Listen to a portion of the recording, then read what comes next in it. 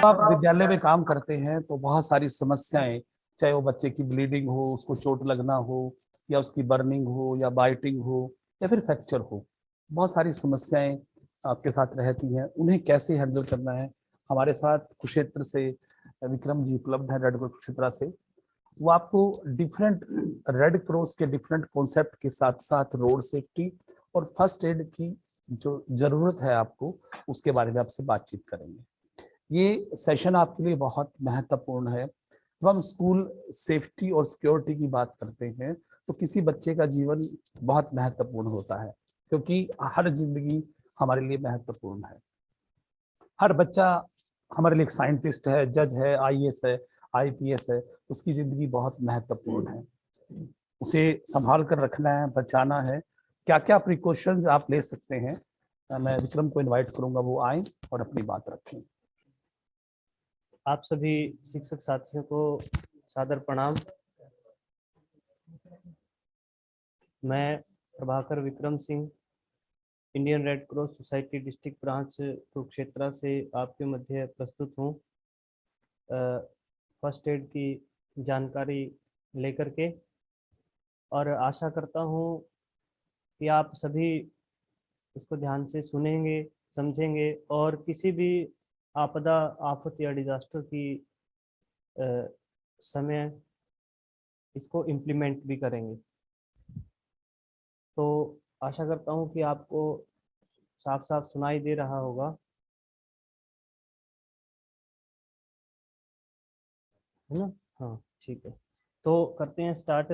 और अच्छा होगा कि आपके पास कोई नोट पैड या कोई कॉपी पेन उपलब्ध हो, जिससे कोई भी ऐसी जानकारी जो आपके लिए, आपके स्कूल के किसी भी छात्र छात्रा या स्कूल के परिसर में कोई भी व्यक्ति मौजूद है किसी भी कार्यभार को लेकर के, उसके साथ कोई भी ऐसी आपदा, हादसे का वो शिकार होता है, तो वो जो चीज़ आपने नोट की है वो आप लंबे समय तक उसको याद रख पाएँ।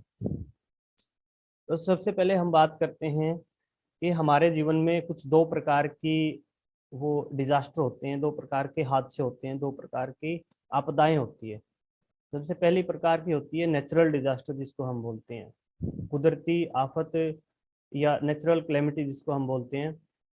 दूसरे प्रकार की होती है मैन मेड डिजास्टर, यानी कि किसी व्यक्ति या व्यक्तियों द्वारा कोई ऐसी परिस्थिति, ऐसा सिनेरियो तैयार किया जाता है जिससे किसी स्ट्रक्चर या व्यक्तियों के समूह या जीव जंतुओं को नुकसान होता है। वो उद्देश्य मतलब योजनाबद्ध तरीके से भी हो सकता है, आकस्मिक या अकारण भी हो सकता है, जाने अनजाने में भी हो सकता है।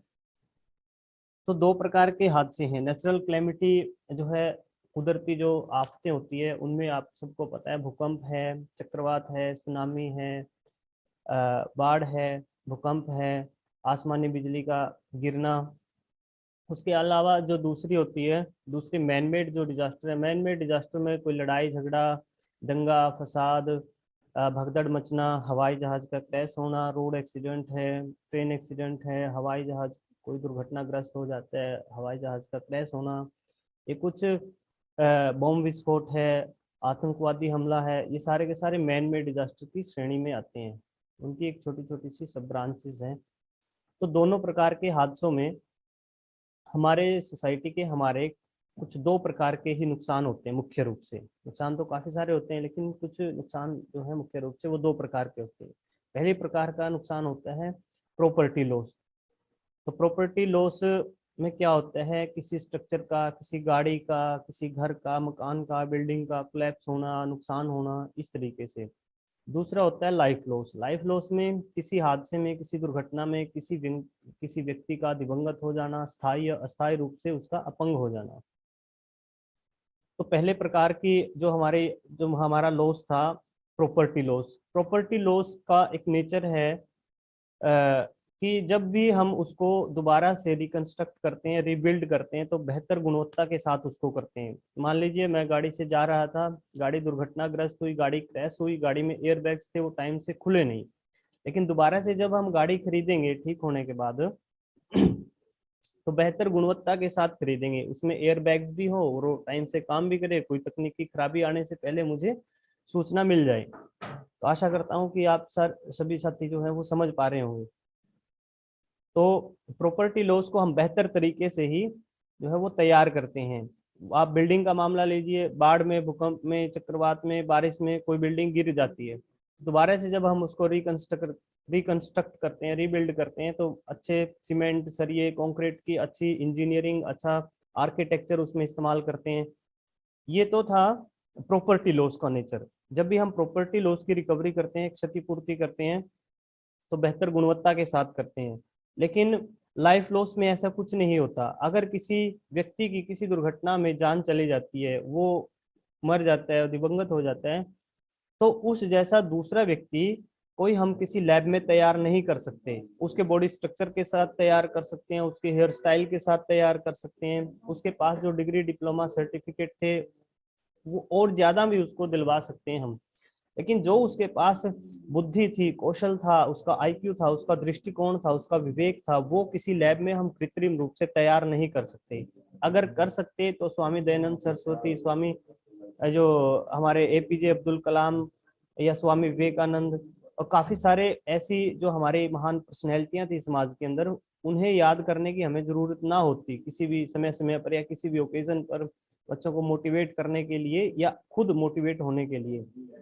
तो लाइफ लॉस में ऐसा कुछ नहीं होता। हाँ, यदि किसी व्यक्ति को हम स्थायी या अस्थायी अपंगता के साथ बचा लेते हैं तो वो सबसे बड़ी बात होती है। दो प्रकार की अपंगता होती है किसी भी दुर्घटना में, स्थायी और अस्थायी। अस्थायी अपंगता क्या होती है? अगर किसी की टांग टूट जाती है तो 4 महीने के लिए, 6 महीने के लिए, 3 महीने के लिए वो अस्थायी रूप से अपंग है, उस पार्ट के साथ वो काम नहीं कर पाएगा अच्छे तरीके से। स्थायी अपंगता क्या होती है? किसी दुर्घटना में किसी व्यक्ति की टांग ही कट गई है, टांग कट के अलग हो गई, घास काटने की मशीन थी, चारा काटने की मशीन थी, उंगलियां कट गई, हाथ कट गया, बाजू कट गई, तो वो स्थायी रूप से अपंगता का शिकार हो जाता है। अगर हम किसी व्यक्ति को स्थायी या अस्थायी रूप मतलब अपंगता के साथ उसको बचा लेते हैं तो हम उसकी जो, उसके पास जो आईक्यू था, उसके पास जो कला, कौशल, विवेक, उसकी जो बुद्धि थी, उसमें कोई भी शामिल हो सकता है। हमारा कोई धर्म गुरु है, हमारा कोई लीडर है, कोई स्कॉलर है, रिसर्चर है, साइंटिस्ट है, प्रोफेसर है, टीचर है। अगर किसी दुर्घटना में किसी व्यक्ति की दोनों टांगे कट गई, आप वहां पर पहुंचे या वहीं पर प्रस्तुत थे, आपने उसको बचा लिया, उसका खून रोक लिया, उसको अस्पताल लेकर के गए, उसकी जान बच गई। बाद में पता लगा कि वो एक शिक्षक थे, या आपके साथ हादसा हुआ, कोई दूसरा व्यक्ति, कोई सिविलियन था, उसने आपको बचा लिया, उनको पता लगा कि वो शिक्षक थे। टांगे कटने के बाद जो टांगों की अहमियत थी वो आपके निजी लाइफ तक ही सीमित थी। आप चल फिर नहीं सकते हैं, दूसरों पर, बैसाखी पर, व्हीलचेयर पर निर्भर हो गए। लेकिन समाज के लिए जो दायित्व आपका जो पहले आप अदा कर रहे थे वो अब भी कर सकते हो। और उसके साथ साथ जो दूसरों को मोटिवेट करने का एक अच्छा साधन भी आप बन सकते हो। दूसरे जो हमारे युवा साथी हैं, बच्चे हैं, हमारे दूसरे समाज के जो लोग हैं, वो आपको देखेंगे, आपकी डेडिकेशन को देखेंगे दुर्घटना के बाद भी, तो वो मोटिवेट होंगे आपको देख करके। तो ये चीज का थोड़ा सा आप ध्यान रखेंगे कि हमारे जीवन में दो प्रकार के हादसे होते हैं, नेचुरल और मैन मेड। दोनों प्रकार में दो प्रकार का नुकसान होता है, प्रॉपर्टी लॉस और लाइफ लॉस। प्रॉपर्टी लॉस को हम रिकवर कर सकते हैं लेकिन लाइफ लॉस को रिकवर नहीं कर सकते। इसीलिए जो है हमारा फर्स्ट एड काफी इंपॉर्टेंट रोल अदा करता है किसी भी डिजास्टर में। उसकी एक मतलब इम्पोर्टेंट भूमिका होती है, मुख्य भूमिका अदा करता है। तो स्कूल के बच्चों के लिए और आपके लिए एक फर्स्ट एड में एक गोल्डन रूल है कि हर एक सवाल का जवाब ढूंढने के लिए उसके लिए एक फार्मूला होता है। किसी भी तरीके से आप उसको इम्प्लीमेंट करते हो तो उसका आंसर जो है, समाधान है समस्या को, आपके सामने प्रस्तुत हो जाता है। तो वो आप नोट कर सकते हैं, आसान है। और उससे ऐसी स्थिति अगर कई बार बनती है, क्योंकि आप हर एक विषय के एक्सपर्ट तो नहीं बन सकते, लेकिन कुछ चीजों को आप इस तरीके से समझ सकते हैं कि अगर कुछ भी आप ना कर पाए तो कुछ तो ऐसा करें कि उसकी हालत और ज्यादा ना बिगड़े। जो हो चुका है वो हो चुका है, उससे आगे उसकी हालत और ज्यादा ना बिगड़े, उसको जिंदा बचा रहने में, उसको रिकवर करने में हम कुछ ना कुछ मदद कर पाए। तो सबसे पहले आप लिखेंगे ऊपर से नीचे CDRABC, CDRABC। सबसे पहला जो हमने सी लिखा है उसका जो, उसको हम विस्तारित करते हैं। उसका मीनिंग है कॉल फॉर एम्बुलेंस। जब भी कोई दुर्घटना होती है, वो रोड एक्सीडेंट है, स्कूल में कोई दुर्घटना हुई, किसी बागीचे में, किसी पार्क में, गार्डन में, कहीं पर भी कोई ऐसी दुर्घटना हो जाती है जिसमें किसी लाइफ का लॉस होता है, तो सबसे पहले आप एम्बुलेंस को कॉल करेंगे। एम्बुलेंस को कॉल करने के लिए आपको एम्बुलेंस का नंबर पता हो, 108 एम्बुलेंस का नंबर है। पूरे भारतवर्ष में आप कहीं पर भी चले जाएं, आपके साथ या आपके किसी साथी के साथ कोई भी मेडिकल इमरजेंसी हो जाए तो आप 108 नंबर डायल करेंगे। पहले ये नंबर अलग अलग रीजन वाइज, स्टेट वाइज अलग अलग हुआ करते थे, लेकिन दुर्घटना का किसी भी रंग, रूप, लिंग, धर्म, जाति, संप्रदाय, पद, प्रतिष्ठा इत्यादि के साथ कोई डायरेक्ट संबंध नहीं है। वो किसी भी रीजन में हो सकती है, किसी भी आदमी, किसी भी व्यक्ति के साथ हो सकती है, किसी भी पर्सनैलिटी के साथ हो सकती है। तो ये चीज का आप विशेष ध्यान रखेंगे। Call for ambulance 108 number dial करेंगे, सुनिश्चित करेंगे कि आपका नंबर सही मिला है कि नहीं मिला है।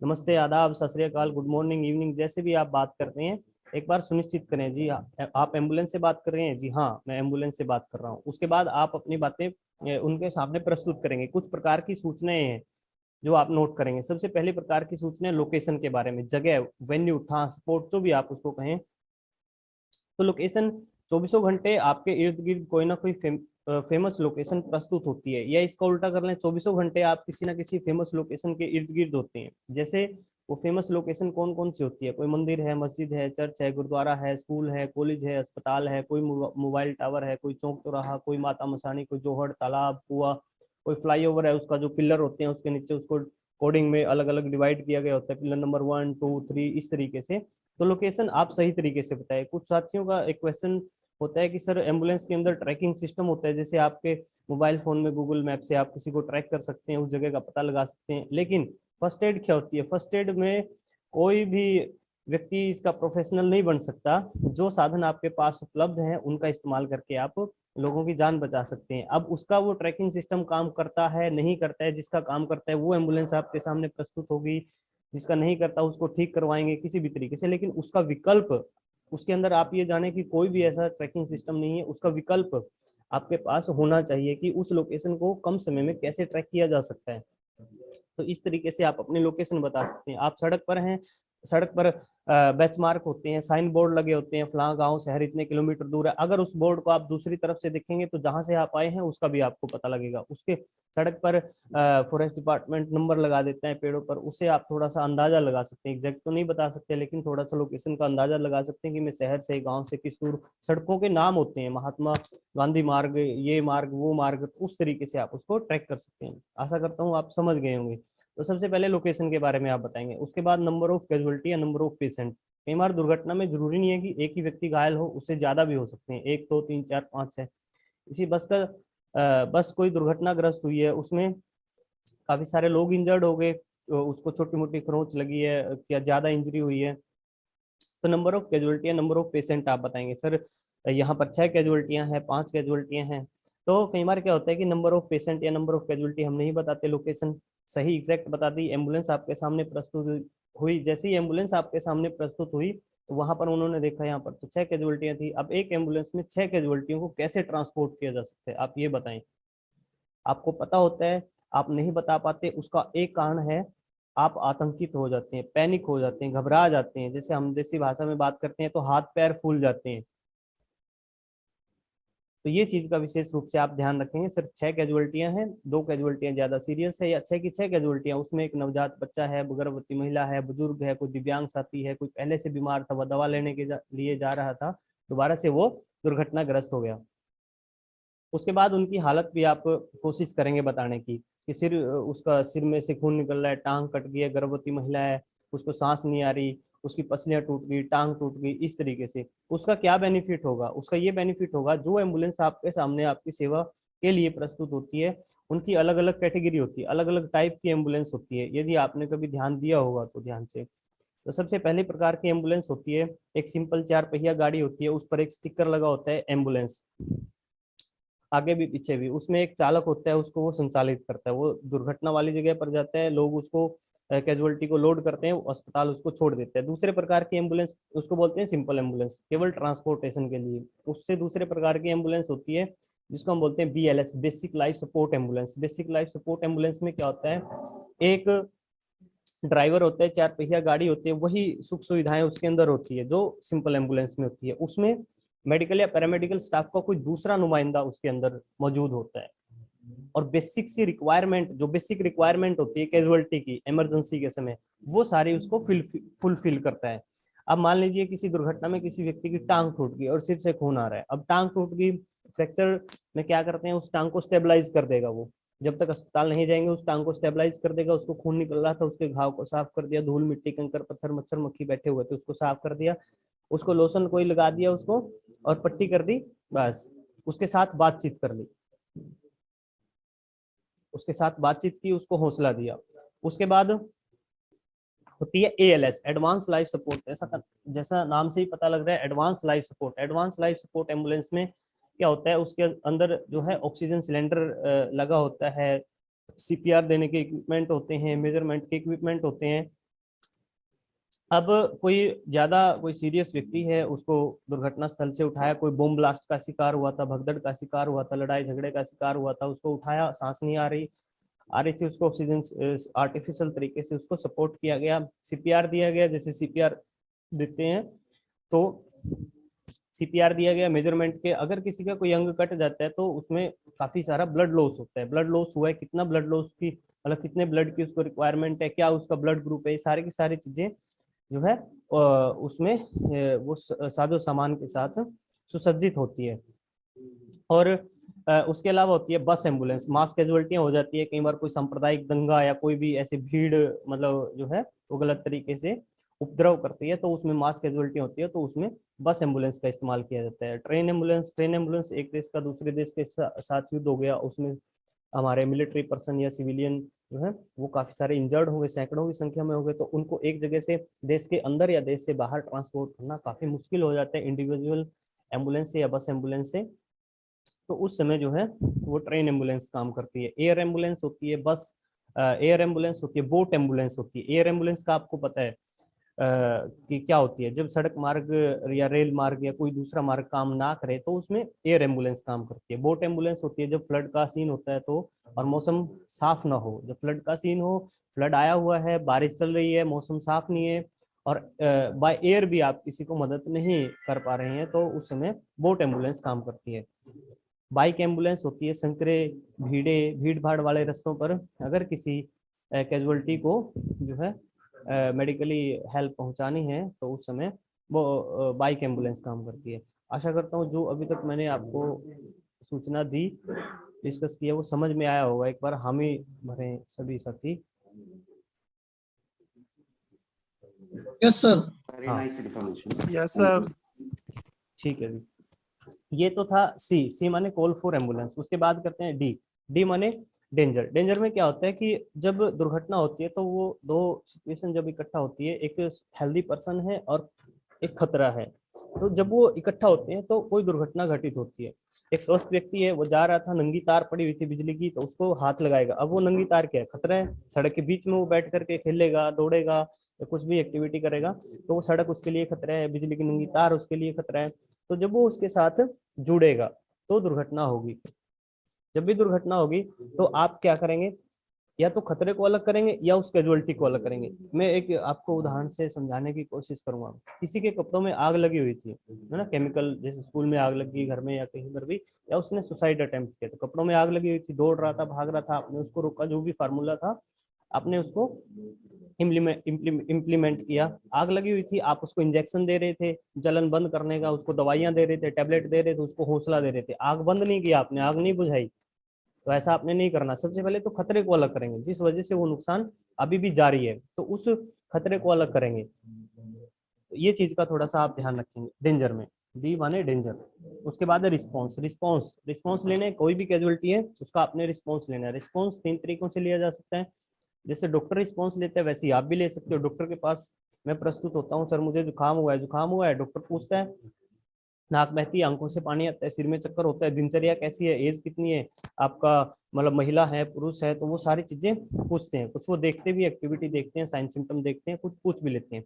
तो ऐसे ही जब दुर्घटना होती है, दुर्घटना के बाद यदि कैजुअलिटी होश में है तो आप उससे पूछ सकते हैं, क्योंकि कुछ चीजें आप देख करके अंदाजा लगा सकते हैं कि इसकी तो टांग टूटी हुई है, टांग से खून निकल रहा है, तो वो देख सकते हैं। लेकिन कुछ इंजरी ऐसी होती है वो कैजुअलिटी खुद अनुभव करके बता सकती है। पेट में या कुछ ऐसा तेजधार हथियार चला गया, पसलियां टूट गई, छाती उसकी छाती में दर्द है, पसलियां टूट करके इंटरनल किसी ऑर्गन में वो पिंच कर गई, चुभ गई, सुराख कर दिया, इंटरनल ब्लीडिंग उसको स्टार्ट हो गई, सांस लेने में दिक्कत है, इस वजह से फेफड़ों में सुराख हो गया, फेफड़ा कोई फट गया उसका, तो ऐसे आप कैजुअलिटी से पूछ भी सकते हैं यदि कैजुअलिटी होश में है तो। दूसरा जो है भीड़ से पूछ करके। जब कई बार हम किसी नवजात बच्चे को या बुजुर्ग को डॉक्टर के पास लेकर के जाते हैं, बोलने में वो अक्षम है, बोल नहीं सकता, बोल करके अपने जो एक्सप्रेशन है, अपनी जो सिचुएशन है वो नहीं बता पा रहा, तो एक नवजात बच्चे से डॉक्टर पूछ नहीं सकता, तो वो पूछता किससे है उसके बारे में? साइन सिम्टम तो वो देख ही लेते हैं, पूछता है उससे, उसके जो परिजन है, उसके माता पिता है, उसके दादा दादी, जो भी उसका ख्याल रखते हैं, उसका रख रखाव करते हैं, उनसे वो पूछ लेते हैं, भाई साहब क्या हुआ? तो उसकी माता जी बताएंगी इसने टॉयलेट किया, नहीं किया, कितनी बार दूध पिया, रोता है, कब रोता है, किस माहौल में रोता है, कितने बजे रोता है, रात को बुखार होता है, दिन में होता है। तो इस तरीके से जब भी दुर्घटना किसी पब्लिक प्लेस पर होती है, जब भी दुर्घटना किसी पब्लिक प्लेस पर होती है, तो वहां पर आपको बायस्टैंडर मिलेंगे, तमाशगीर लोग मिलेंगे। तो वहां पर क्या होता है, आप उन लोगों से आप पूछ सकते हैं, उन लोगों से आप पूछ सकते हैं कि भाई साहब इनको क्या हुआ, कैसे हुआ, कब हुआ।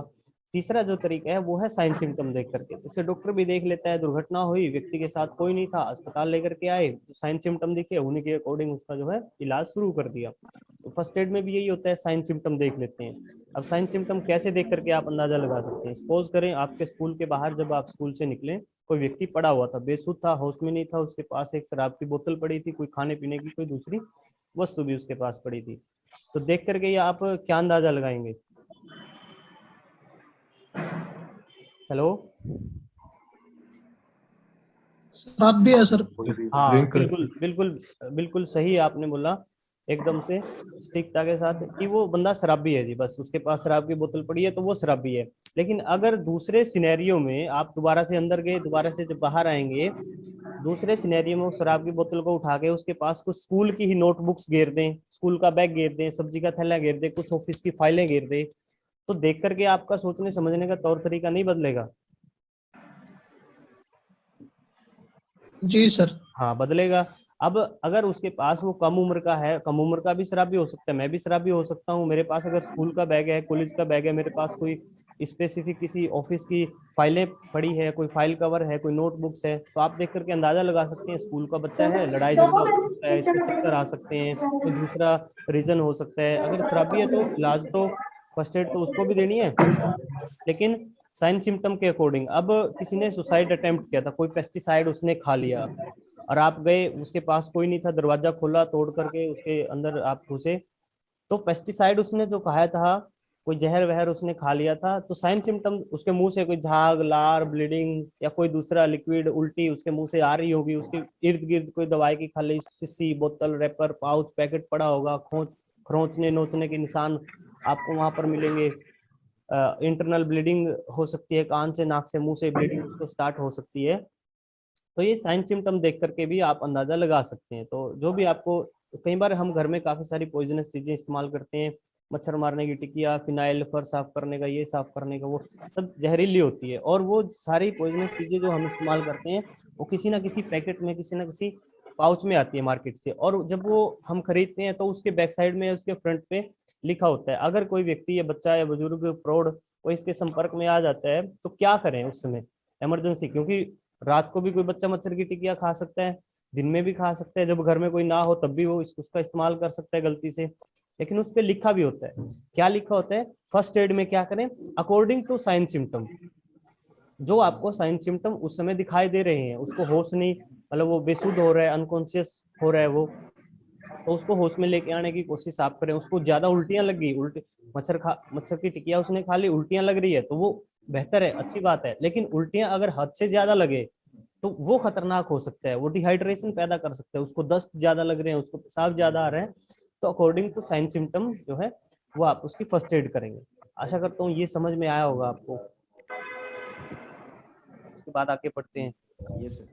हाँ, तो उसके बाद है हमारा ए माने एयरवेज। एयरवेज में क्या होता है, किसी भी दुर्घटना में किसी भी व्यक्ति का गला बंद होने के चांसेस काफी ज्यादा होते हैं। उसमें हम किसी प्रतिशत में, तो किसी पैरामीटर में तो नहीं माप सकते, लेकिन चांसेस काफी ज्यादा होते हैं। कैसे होते हैं? अगर कोई रोड दुर्घटना होती है, रोड एक्सीडेंट होता है, तो रोड एक्सीडेंट हुआ, हेलमेट नहीं लगाया हुआ था या लगाया हुआ था, दांत टूट गए, आगे बाइक क्रैश हुई, दांत टूटे, गले के अंदर फंस गए, जीभ कट गई, जीभ पलट गई, जबड़ा टूट गया, जबड़ा टूटने से इंटरनल गुमचोट लगी, ब्लीडिंग हुई, और ब्लीडिंग क्लोट हो जाती है, जो ब्लड होता है वो क्लोट हो जाता है, आप सबको पता है। तो ब्लीडिंग क्लॉट हो गई, स्वेलिंग आ गई, सांस नहीं मिल पा रहा है उसको, हेलमेट का कोई टुकड़ा टूट गया, हेलमेट डाला हुआ था वो टुकड़ा कोई मुंह में चला गया, कोई चीज गाड़ी चलाते टाइम वो खा पी रहा था वो इत्तेफाक से गले के अंदर छूट गया, गाड़ी की आगे की एयर सील्ड होती है वो टूट के गले के अंदर उसके फंस गई, कोई पानी में कीचड़ में या कोई बिल्डिंग कोलैप्स हो गई, उसके मलबे के नीचे से आप उसको निकाल रहे हो, पानी से निकाल रहे हो, जोहड़ तालाब नदी नहर फ्लड से निकाल रहे हो, तो उसके मुंह में कीचड़ काई कंकर पत्थर धूल मिट्टी भरे हो सकते हैं।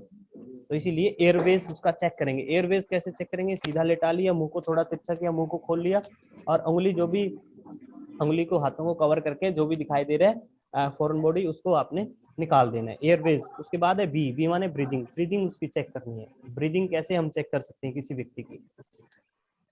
सर एक बार, हेलो सर, ये देना अपना चश्मा देना। हाँ, तो ब्रीदिंग कैसे चेक कर सकते हैं? एक LLF का फार्मूला होता है, लुक लिसन एंड फील से।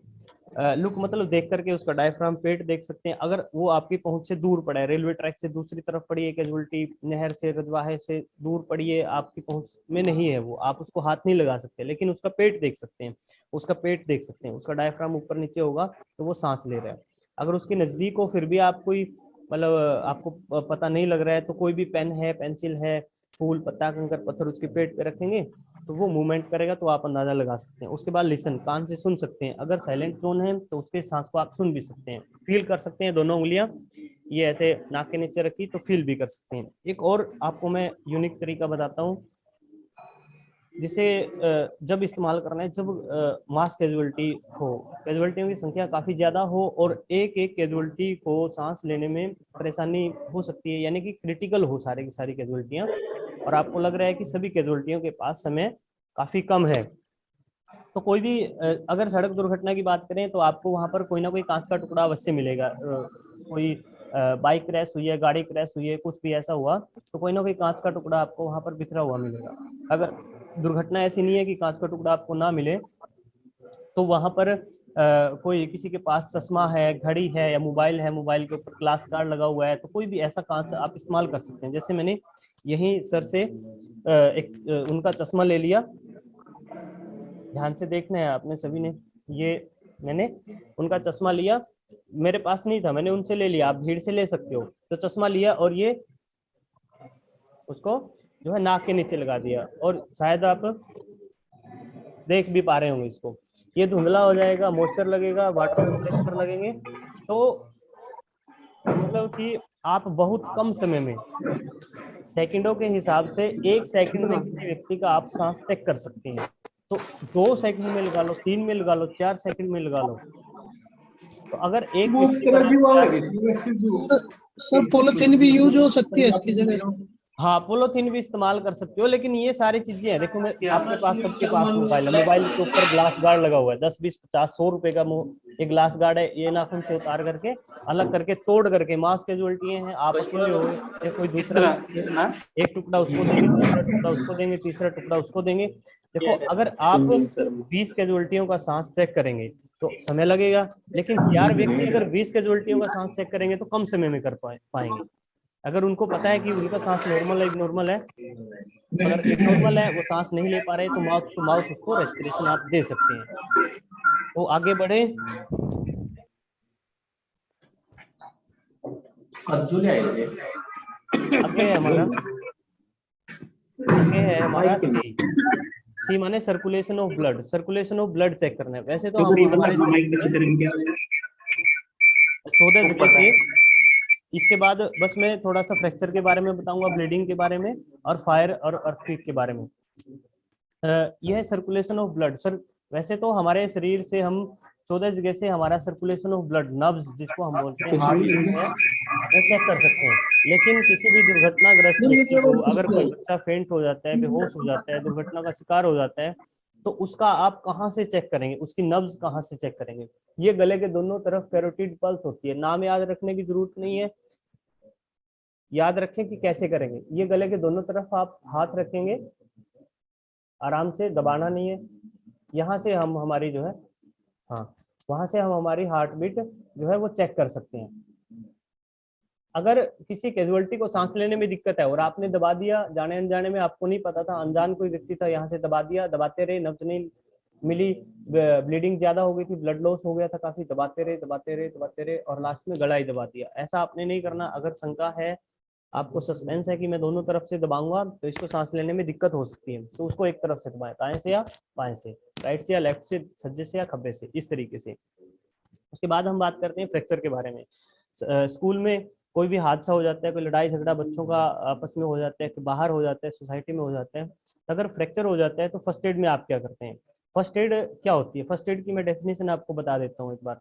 किसी भी दुर्घटना के शिकार व्यक्ति को उपलब्ध साधनों के द्वारा दुर्घटना स्थल पर ही डॉक्टर के आने से पहले या डॉक्टर के पास ले जाने से पहले जो मदद, सहायता, हेल्प एड दी जाती है उसे फर्स्ट एड कहते हैं। किसी भी दुर्घटना के शिकार, कोई भी दुर्घटना हो, उसका कोई शिकार है, उसकी आप मदद करेंगे उपलब्ध साधनों के द्वारा। जो साधन आपके पास है, दो केस होते हैं किसी भी दुर्घटना में, एक तो होता है फ्रैक्चर का, दूसरा होता है ब्लीडिंग का, मुख्य रूप से। और तो ब्लीडिंग वाले को आपने पहले ट्रीट करना है, ये ध्यान रखेंगे, ब्लीडिंग को रोकना है। अगर किसी की टांग टूट गई है, एक टांग टूट गई और दूसरे हाथ की जो है वो उंगलियां कट गई, तो उसका ब्लीडिंग को आप, ब्लड लॉस को पहले रोकेंगे, टूटी हुई टांग को बाद में आप देखेंगे। तो उपलब्ध साधनों के द्वारा अगर किसी की उंगली में फ्रैक्चर आ जाता है, उंगली से मैं आपको समझा देता हूँ, उंगली में फ्रैक्चर आ गया तो डॉक्टर क्या करता है? उसको प्लास्टर कर देता है, उसको स्टेबलाइज कर देता है कुछ समय के लिए, निश्चित समय के लिए। तो अब आपके पास ऑन द स्पॉट कुछ भी नहीं है। तो जैसे आपके सभी के पास पेन, आप पेन इस्तेमाल करते हैं, मेरे पास है, तो ये पेन को ऐसे रखा और इसको बांध दिया। आशा करता हूँ कि आप देख पा रहे होंगे। तो ये पेन को बांध दिया आपने। अगर सभी व्यक्ति तो ऐसे नहीं होते समाज में जो पेन का इस्तेमाल करते हैं, तो पेन नहीं है, पेंसिल है, स्केल है, चम्मच है, घर में ऐसा हादसा हो गया तो चम्मच का इस्तेमाल कर सकते हैं। आइसक्रीम, कुल्फी खाते हैं, उसका जो स्टिक होता है वो आप इस्तेमाल कर सकते हैं। कुछ भी नहीं है। दुर्भाग्य ऐसा है कि पेन, पेंसिल, स्केल, चम्मच कुछ भी आपके पास नहीं है। तो पेड़ से कोई टहनी, तो आसपास में कोई पेड़ पौधा खड़ा है तो जैसे हम दातुन करते हैं तो पेड़ से कोई सीधी सी टहनी तोड़ेंगे और वो उंगली के साथ लगा देंगे। अब वो भी नहीं है, ऐसा दुर्भाग्य है किसी आप ऐसे इंस्टीट्यूट में हो जहाँ पर कोई पेड़ पौधा नहीं है, तो एक उंगली को दूसरी उंगली के साथ आप बांध देंगे, उसको बोलते हैं बॉडी स्प्लिंट। ऐसे ही आप टांगों में भी कर सकते हैं। किसी साथी को खेलते हुए, दौड़ते हुए या कुछ भी मतलब ऐसा हो जाता है प्लेग्राउंड में, स्टेडियम में, तो एक टांग के साथ पैंट की जो सिलाई है बाहर की तरफ, उसमें आप हॉकी की स्टिक है, छाता है, छड़ी है, डंडा है, कोई भी लकड़ी है, कर्टन जो होते हैं, पर्दे होते हैं, पर्दों की पाइप आप लगा सकते हैं, तो वो बांध सकते हैं। अगर कुछ भी नहीं है तो एक टांग को दूसरी टांग के साथ आप उसको स्टेबलाइज करते हैं। तो ये तो था फ्रैक्चर का। फ्रैक्चर में ऐसे आपने करना है। बाकी मैं अभी सभी बातें तो मैं संक्षेप में बता रहा हूँ। बाकी मैं एक यूट्यूब चैनल भी छोटा सा रन करता हूँ, तो आप देख सकते हैं अगर आपको लगे नहीं तो। पीवी सिंह नाम से आप उस पर डायल करेंगे यूट्यूब पर, पीवी सिंह, प्रभाकर विक्रम सिंह, तो आप उस पर देख सकते हैं। अभी तो थ्योरेटिकली हमने डाला है सभी, तो प्रैक्टिकल अभी डालेंगे। तो दूसरा है ब्लीडिंग का असर। बस ब्लीडिंग में क्या होता है मुख्य रूप से, स्कूल में क्या समस्या आती है ब्लीडिंग की? दो प्रकार की ब्लीडिंग होती है, एक्सटर्नल और इंटरनल। इंटरनल ब्लीडिंग का मैं बताता हूँ आपको। एक्सटर्नल तो जहां से श्योर आपको पता लग रहा है कि यहाँ से ब्लड निकल रहा है, उसको कैसे रोकना है। तो दूसरा है इंटरनल। इंटरनल मतलब अंदरूनी, गुम चोट लग जाती है।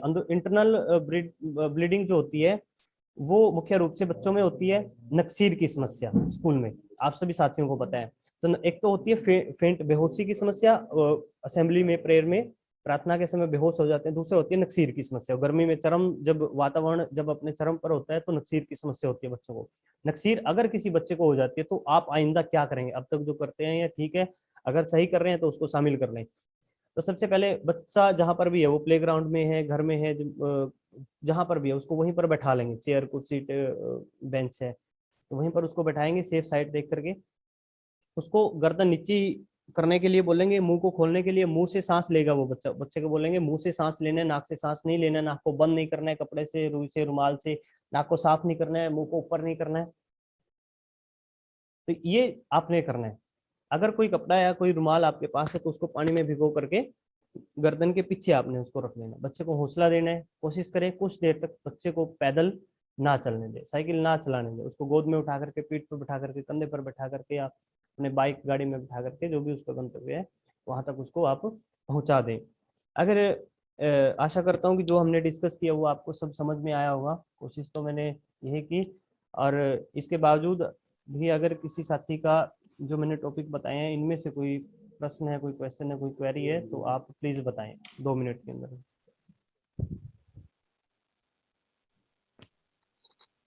हेलो जी सर, नमस्कार। जी नमस्कार। अगर ज्यादातर स्कूलों में देखा जाता है बच्चों को फिट्स की समस्या होती है, हाँ, दौरे की प्रेयर समस्या में होती खड़े खड़े। है। नहीं, गिर जाते हैं, फिट्स पड़ने लग जाते हैं। हाँ हाँ, उनको दौरा जिसको बोलते हैं। दौरे में क्या होता है, दौरे में बॉडी जो है वो वाइब्रेट करती है। दौरे का हम ऑन द स्पॉट इलाज नहीं कर सकते, डॉक्टर भी उसी समय उसका इलाज नहीं कर सकता, उसको कुछ समय की जरूरत होती है। वो समय ज्यादा भी हो सकता है, कम भी हो सकता है। तो ऑन द स्पॉट क्या कर सकते हैं, हम ये कर सकते हैं कि जब उसकी बॉडी वाइब्रेट होती है तो उसके पास कोई भी इंजरियस कोई ऐसी चीज है, कोई नुकीली चीज है, कांच है, आग है, या कोई भी गहरी खाई है, सड़क है, तो उसको आप पकड़ के रखें। पकड़े इतना, उसकी बॉडी को वाइब्रेट तो होने दें, लेकिन इस तरीके से पकड़े उसका सिर, टांगे, बाजू वो जमीन पर ना पटके, ताकि दूसरी कोई इंजरी ना हो, सबसे पहले तो। दूसरा क्या होता है कि हम कहते हैं गांव में, जी दौरा पड़ गया, दांत चिपक गए, ले आओ भाई पेचकस, ले आओ चम्मच, ले आओ, इसके दांत खोलने हैं, बंदा मर गया, ये हो गया। तो कई बार क्या होता है कि आपने कोई चम्मच ली, घर में ऐसी चम्मच होती है हर जगह उपलब्ध, दांतों में फंसाई, जोर लगाया, चार दांत बच्चे के बाहर आ पड़े। एक तो ये नुकसान होता है। दूसरा नुकसान क्या होता है कि कई बार कोई भी औजार हम लेते हैं और जोर लगा देते हैं पूरा ताकत से, दांत नहीं टूटे, लेकिन वो दांत खुलने के एकदम से अंदर गले में जाकर के वो जो है औजार, चम्मच या पेचकस जो भी है वो लग गया, उसको इंटरनल ब्लीडिंग स्टार्ट होगी, ब्लड क्लोट हो सकते हैं। ये करना है। खोलते क्यों है, ऐसी क्या दिक्कत होती है, इसलिए खोलते हैं कि मुंह से खून आना स्टार्ट हो जाता है कई बार दौरे के समय। और उसका कारण क्या होता है, जब दांत चिपकते हैं, जबड़ा चिपकता है, तो उस जबड़े के बीच में हमारी जीभ आ जाती है, या हमारे फेस की जो चमड़ी होती है वो आ जाती है, वो पंचर हो जाती है, उसकी वजह से ब्लीडिंग स्टार्ट हो जाती है, हम घबरा जाते हैं, पैनिक हो जाते हैं, उसको खोलने की कोशिश करते हैं। बस सिर्फ उसका एबीसी चेक करें, एयरवेज चेक करें, उसकी ब्रीदिंग चेक करें, सांस ले पा रहा है वो, और उसका सर्कुलेशन ऑफ ब्लड, बस इतना आपको चेक करना है। तो उसके बाद क्या करें, उसके बाद उस बच्चे को जब वो दौरा खत्म हो गया, उसको करवट के बल आप लेटा देंगे, सज्जी करवट, खब्बी करवट, दाएं साइड, बाएं साइड, जैसे हम रात को सोते हैं इस तरीके से, तो उसको आपने लेटा देना है। ठीक है सर। मेन तो वो ना, हेलो, एक्सक्यूज जी मी मैडम। सर। ये बच्चे जो हैं आसपास जैसे भीड़ लगा देते हैं बहुत ज्यादा। जी हाँ, जो प्रॉब्लम ये आती है कि आसपास भीड़ बहुत हो जाती है, उसको मतलब प्रॉपर वो नहीं मिल पाता, सांस वगैरह नहीं ले हाँ हाँ, पाते तो हैं। आप उनको मतलब ऐसा होता है फर्स्ट एड में, जब भी हम बच्चों को प्रैक्टिकल सिखाते हैं तो बच्चों को दूर करें, बच्चों को अपने, जो बच्चे ट्रेंड है वो अपने आप ही दूर हट जाते हैं, या दूसरी कोई मदद की आवश्यकता है वो मदद उसकी जो है कैजुअलिटी की करते हैं, या उस फर्स्ट एडर की करते हैं। तो ये आप हेलो सर। जी सर वन मोर, लास्ट में आपने बताया है जी नक्सीर के लिए फर्स्ट एड, प्लीज क्लियर कीजिए दोबारा से। हाँ, नक्सीर के लिए ना,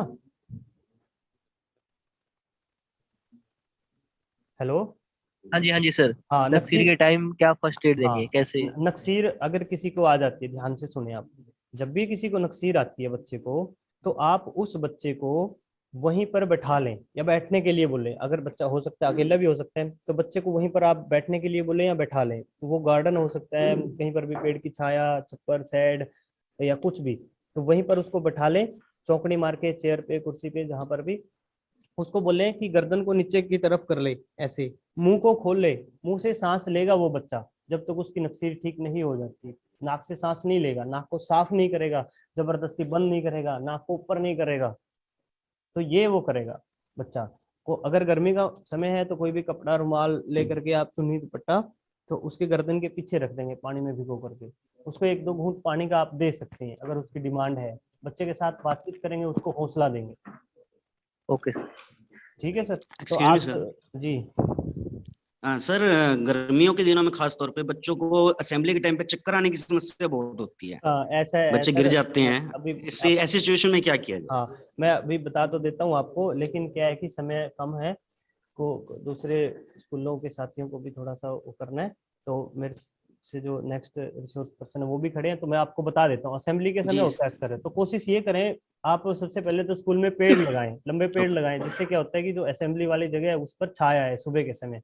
तो सबसे पहले तो काम ये करना है, जो जी, पर्यावरण। यूजुअली हाँ, तो ये आपने कर दिया। उसके बावजूद भी जी। धूप आ ही जाती है, गर्मियों में जल्दी धूप निकलती है, बच्चा फेंट हो जाता है। सबसे पहला कारण होता है ठीक से नाश्ता ना करना, सबसे पहला कारण है। बच्चों को बोले प्रॉपर तरीके से नाश्ता, जो उनको पसंद है वो नाश्ता करें। अगर फिर भी हो जाते हैं तो क्या करना जी है, सर। तो बच्चे को उठाएंगे सेफ साइड, कोई भी पेड़ की छाया, छप्पर साइड, मतलब उसका बॉडी का टेम्परेचर मेंटेन करना है सबसे पहले। तो आपने, सर्दियां है तो कंबल से, चादर से उसको ढक देंगे आप, गर्मी है तो उस पर टाई वाई लगाइए, शूज उसने डाले हुए हैं, बटन वटन उसने, ओके उसको सर। लूज कर देंगे आप। ये सबसे पहले काम करना है। उसका एबीसी आपने चेक करना है, एयर उल्टी तो नहीं आ गई उसको, कुछ कोई दूसरा कारण तो नहीं है, दूसरा कारण भी कोई हो जी। सकता है, उसके मुंह में उल्टियां ना फंसे, कोई फॉरेन बॉडी ना हो, ब्लीडिंग ना हो, तो ये चीज का ABC, ब्रीदिंग उसकी सांस चेक करिए, यहाँ से उसकी नब्ज चेक कर ली। उसके बाद क्या करना है, उसको सीधा सपाट किसी जगह पर उसको लेटा देना है, जैसे टेबल वेबल होती है स्कूल के अंदर, तो दोनों टांगों को पकड़ के 1.5 से 2 फुट ऊपर उठा देना है। उसके नीचे कोई आपने पिल्लो लगा दिया, घास फूस लगा दी, ईंटें लगा दी, चेयर लगा दी, तो 1.5 से 2 फुट ऊपर उसकी टांगों को उठा देना है, सीधा ही उसको रखना है।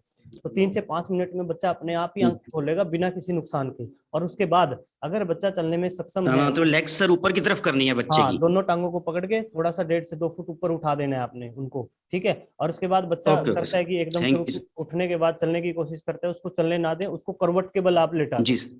हाँ, ऐसे ये बाजू करके करवट के बल लेटा दें।